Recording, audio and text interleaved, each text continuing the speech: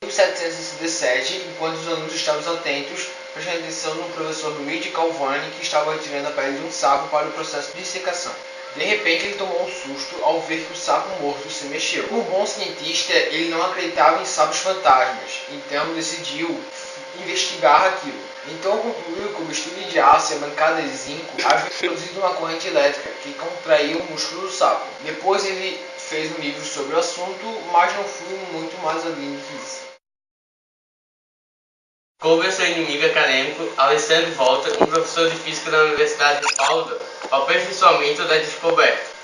Pesquisando mais sobre o assunto, Volta descobriu a origem da eletricidade atmosférica, inventou o eletrofórico e o condensador. Ele também percebeu, a partir da experiência de Galvani, que dois metais diferentes mergulhados em ácido sulfúrico produziam corrente elétrica, e assim surgiu o elemento voltânico, ou volt, que teve seu nome em sua homenagem.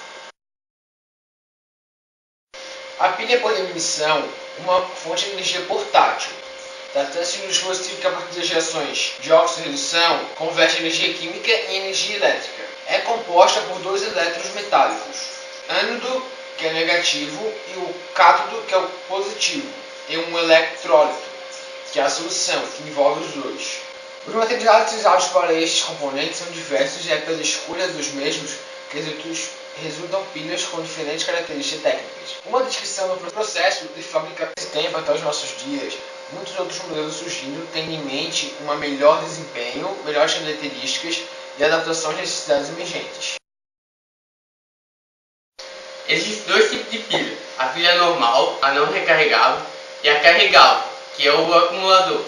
As duas têm as mesmas funções, transformar energia química em elétrica, mas na secundária, o processo pode ser revertido, para assim poder ser recarregado. O primeiro acumulador foi criado em 1860 por Gaston Plantin, no qual os eletrodos são duas partes de chumbo mergulhados em eletrolitro de ácido sulfúrico diluído. A pilha tem como função armazenar uma quantidade X de energia para ser usada em uma parede sem fio, assim como mais praticidade ao manuseá-lo. A bateria ou pilha recarregável é usada para que possa repor essa energia, e também usada em carros, pois não tem como um carro ficar ligado à tomada. Quando mergulhamos uma lâmina de zinco em uma solução contendo íons cobre 2+, ocorre uma reação com transferência de elétrons, isto é, uma reação de óxido-redução. Os átomos de zinco presentes na lâmina perdem elétrons, se oxidam, passando para a solução na forma de íon zinco, Zn2+. Enquanto que os íons cobre, Cu2+, presentes na solução, recebem elétrons, se reduzem e se depositam sobre a lâmina na forma de cobre metálico, cobre 0. Nesse sistema, a transferência de elétrons não pode ser aproveitada para produzir corrente elétrica. Em uma pilha, que é um processo espontâneo, através de uma reação de óxido-redução, conseguiremos obter energia elétrica.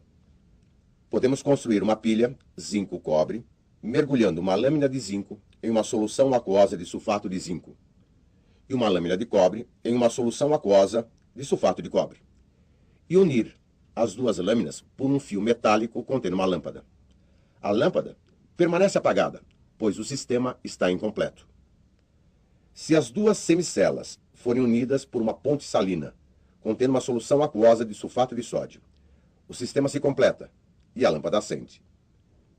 Nessa pilha, temos uma diferença de potencial, DDP, de 1,10 volts.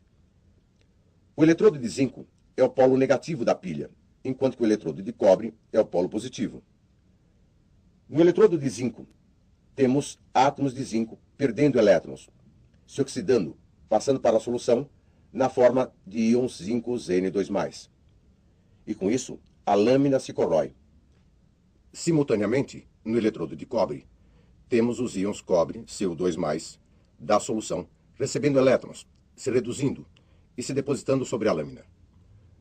No eletrodo de zinco, ocorre a oxidação, e este é denominado ânodo, enquanto que no eletrodo de cobre ocorre a redução, sendo este denominado cátodo. Os elétrons fluem do eletrodo de zinco para o eletrodo de cobre, enquanto que os íons Na+, e SO4 2-, presentes na ponte salina, migram para as duas soluções.